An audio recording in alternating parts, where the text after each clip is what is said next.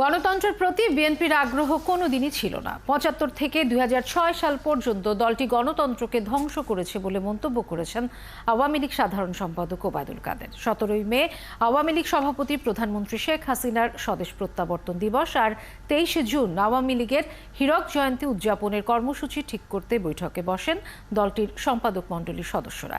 বৈঠকে ঠিক করা হয় দুটো অনুষ্ঠানই সারা দেশে জাঁকজমকভাবে উদযাপন করা হবে। সিদ্ধান্ত হয় দলটির প্রতিষ্ঠাবার্ষিকী উপলক্ষে ৩ দিন ব্যাপী নানা অনুষ্ঠান আয়োজন করা হবে। এ সময় তিনি বলেন, উপজেলা নির্বাচনে যারা দলীয় শৃঙ্খলা ভঙ্গ করবে তাদের কোনো না কোনোভাবে শাস্তির মুখোমুখি হতেই হবে।